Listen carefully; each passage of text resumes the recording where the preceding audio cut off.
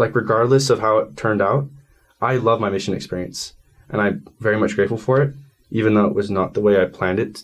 That's thanks to, like my testimony and, like, how people helped me. Like, I got professional help and, like, just, like, the love and support from people around me. It was really great.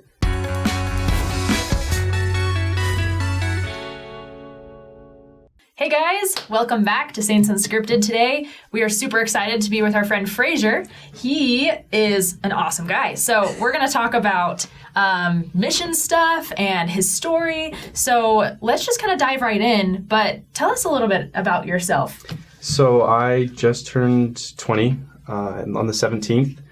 Happy birthday. Thank you. I'm from California. I'm going to go to school at UVU. Cool. I want to study like film and animation. Oh, awesome. Yeah. You're in the right place. Yeah. Making videos. Right? Yeah. There you go. Cool. So today we are talking, and maybe a little bit of a disclaimer, as we're talking about some mental health. Yeah. But we're gonna talk a little bit about your experience on your mission in particular, and then how mental health affected your experience. Right. I was kind of curious, how long have you just known you wanted to serve a mission? As long as I can remember. Cool. I was raised in the church with a great family, and all through primary and young men's, just told I was going to serve a mission, and it's something I look forward to all the time. So I was super excited for that. Cool. Yeah. Yeah. So I know that a lot of people have stories like they're like fine their whole lives and then they go on a mission, and a lot of the times that's when like mental health stuff kind of appears for people. Like they're like discovering they have this. Was that the case for you, or did you notice that like throughout your life maybe there was some like signs of mental problems? Yeah, like where did that kind of tie in? So it's interesting actually, because I was never like officially diagnosed with anything. In middle school, looking back after having the experiences I did, me and my family kind of like looked back and thought, oh, maybe there were signs of some depression in middle school when I was growing up. But at that time, me and my family just thought it was me just, going through puberty. Middle school's hard. Yeah, just normal kid stuff, right? But unless you love middle school. That's great too. Yeah. But looking back, it is possible that I did have some struggles in middle school, and it kind of came back up on the mission. So, where did you get called to first? So my original call was to the Trinidad and Tobago Port of Spain mission. Shout out to any missionaries there. Trinidad and Tobago. Where is that? Tobago. Yeah, it's funny because like when I first saw my mission call, everybody's like, "Oh, it's like you're going to Spain," because like the full mission name is Trinidad and Tobago Port of Spain mission. Okay. So at first everybody's like, "Oh, you're going to Spain," but it's actually like I'm pretty sure it's along the Caribbean. It's a Caribbean. Okay, because I know the name, but I don't know geographically where that is. Yeah, Pirates of the Caribbean. Yeah. Welcome to the Caribbean life. Is it Caribbean or Caribbean? So then when I was in the MTC, I was reassigned because of COVID to go to McAllen, Texas. Oh, nice. McAllen. Gotcha. Where did you go for the MTC, or was it just online? It was online. So it's funny because I feel like my mission story is so interesting because, and that's not to say it's a bad thing, I learned a lot from it, but so many things just did not go according to plan. Yeah. And maybe a lot of people can relate to that, with the COVID experience. Yeah, exactly. So I planned to go to in-person MTC in Utah, but I went online MTC, and honestly, I enjoyed it completely. It was so cool having classes all day, and then at the end of the day, go and have dinner with your family while being a missionary. You know what I mean? Yeah, cool. My brother did that, and we just thought it was so great. Yeah, it was so cool, and like my family just totally felt the spirit every single day. Like it was awesome. Like our home became an MTC. That's really special. Yeah. Very cool. And so when you left for your mission, so you went to Texas. Yeah. And at that point, how are you feeling? Like emotionally, mentally, were you feeling prepped, excited? So again, like that's what's interesting. Like everything just felt so all of a sudden because, every missionary struggles the first couple weeks, especially, out in the field. The MTC can be hard for some. Oh, yeah. Yeah. The first day, I remember. Sat on a bench and cried. Yeah. I was like, what am I doing? Yeah. People are like, who's this weird person? No, but yeah, so I, went through the online MTC. It was great. Totally met a ton of missionaries, like loved my teachers. It was so fun. And then I had normal struggles that every missionary has the first transfer, like when you're a greenie. Just missing home, having a hard time, readjusting, living with somebody you just met the same day, you know what I mean? And at this time, were you guys pretty quarantined? Was this, Or like, were you able to go out very much? What year was? Yeah. So this was last year. So this was last year. Okay, yeah. So. Yeah, we didn't have any limitations. We weren't quarantined. We did have to wear masks. I mean, I think one time also, one of my companions, we had to go get COVID tested because he thought he might have had COVID, but he was fine. That was okay. Cool. Yeah. That's the worst case. Yeah. Worst thing. No, but other than that, yeah, it was fine. But the thing, like, when things became apparent that they weren't okay is, I don't know, maybe a couple weeks in, things actually started to get worse. Like when it came to like my mental health, it wasn't so much a matter of just being homesick and missing, mom and dad. It was, like I don't have any motivation to get up. I'm just having a hard time like finding joy. And when you're going around preaching the gospel, like, you're talking about how it brings you joy. So it's like, it's kind of weird because I remember times where we would be in the middle of lessons that were super spiritual and we, gave out invitations of baptism and they would accept. But then like after the lesson, I just didn't feel the Spirit, so it's super weird, talking about joy and not feeling any joy. Yeah. Does that make sense? Yeah, totally. And at what point did you realize this is something that you needed to address? So again, going back to like how we mentioned in middle school. So I did have some, and again, it's a touchy subject. Sorry, like we're going to get deep right now. In middle school, I did struggle with depression and like thoughts of suicide and self-harm, right? But I never actually acted on it. And it came up again on the mission. And I because I never talked about it and because I thought it was normal in middle school, I thought it was normal on the mission. Oh, does that make sense? Yeah. So, gotcha. So I had brought it up casually with my trainer, and he paused for a second. Was like, "Wait, what did you just say? Like this isn't something like we just like that's not normal. Like you need to like get some help. Talk to like a church leader or something." Wow, good of your companion to say that. Yeah. To help you out there, because that's. Yeah, it's hard, and so I did reach out to some church leaders, and I did end up taking some therapy classes like on the mission, which is really cool. Cool. But I mean, things just kind of snowballed and got worse. It was just kind of a culmination of little things turned into a big thing. So, did you feel like the mission, like resources, helped? Yeah, I mean, it's really cool that the church has resources for missionaries going through this stuff, and I know that I wasn't the only one. I know that there were other missionaries in my mission specifically who, needed access to medication and professional help, and they were given that on the mission. Right. Mm-hmm. But yeah, so one time on my mission where it really became apparent that things weren't okay was after just a long day. Me and my trainer were just, really grinding. I was getting ready for bed, showering, just doing like my regular things, and I just broke down. I just like remember feeling like super alone and just like, I can't do this. Like the only escape is just not to be here. So that was really hard. Yeah. And so what led to you either having the courage or making the decision to go home?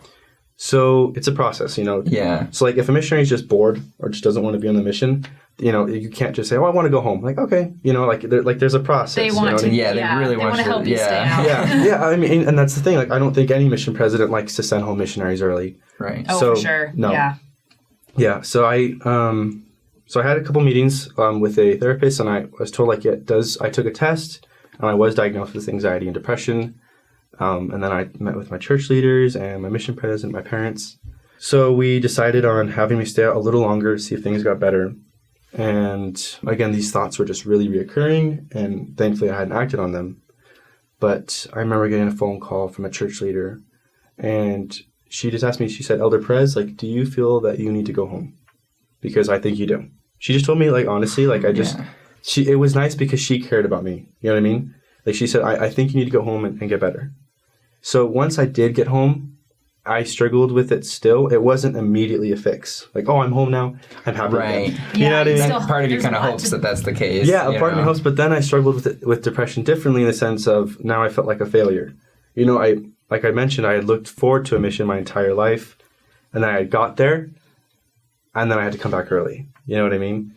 So now I struggled with this pressure, like from myself, like, oh, I'm a failure. Like, I should have gone out. Like I was faking it. And that clearly wasn't the case. Right. You know what I mean? Did you ever feel like you had enough support from your family and friends and ward members, or was that ever difficult for you, like in your relationships with others? Right. So I would be lying if I said that all of the responses were positive, which is why I'm here. I think that like as a church and as like members of the church, we can strive to be better when it comes to supporting early return missionaries.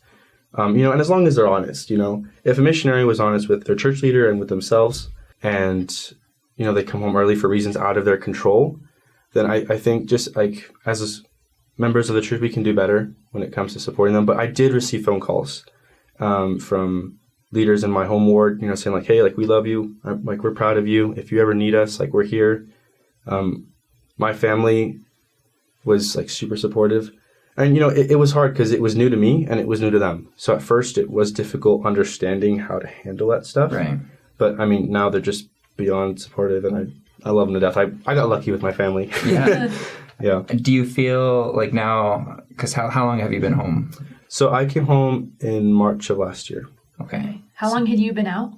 I think 4 months. Okay. Yeah. Now that it's been, almost a year or more than a year, actually. Mm-hmm. Yeah. Do you feel like you've been able to overcome that, or do you still feel like you're still in it? I am so much better. I'm happy, and I'm proud of my mission service. I didn't get to go to the temple before my mission because of COVID. Oh. So I went out. Yeah, I went out on the mission, never having been to the temple. So I didn't have garments on the mission. Interesting. I have heard of a few I didn't even cases know that was, of that happening. Yeah. And so I actually had my temple date on the mission, and it was going to be in April. I came home before that, which was super interesting. It was funny because, like, at the end of the day after we come home, I'd change into pajamas, and my trainer would be like, "You don't have garments? Like, put on your garments." Right. Like, you have to explain it every. I don't have garments. I haven't been to the temple before. Every time you do a trade, trade or whatever. So since I'm from California, like, the COVID restrictions were super, like, that's true. We're that way locked down. Temples weren't open yet, and so my temple date would have been on the mission, and my parents would have actually been allowed to fly down. Wow. Yeah. That's so that every aspect of your experience has just been like. Yeah, so if you like go through like my mission just from, online MTC to being reassigned, and then just going through all this and coming home 4 months early, just like nothing in my mission story just went how I planned it to be. But that doesn't mean that's how the Lord didn't. Like, my plans are different from the Lord's plans. Yeah. You know what I mean? So that's something that I really struggled with, coming back home, but it's something I've accepted. Like, maybe I can be an example to others and say, like, hey, like, the Lord loves you regardless of your mission service, as long as you're honest. And, if you're a service missionary, if you're struggling with serving a mission, regardless, like, the Lord loves you. You know what I mean? Yeah. So again, going back to like when you asked earlier, like, I didn't always get positive responses. I think one of the hardest things coming back home was, going back to my home ward. I never had anybody come up and was like directly rude to me, but coming home, I could feel like the stares and like, oh, he's back early. Like, maybe he wasn't honest about something or anything like that.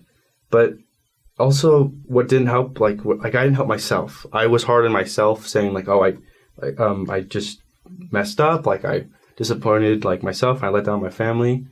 But I just think, like, again, like, as members of the church, like, as long as we can remember and like strive to be safe spaces for people, like, we can really change the outcome of how missionaries or early return missionaries look at their mission. Like, regardless of how it turned out, I love my mission experience, and I'm very much grateful for it, even though it was not the way I planned it. That's thanks to like my testimony and like how people helped me. Like, I got professional help and like just like the love and support from people around me. It was really great. So yeah.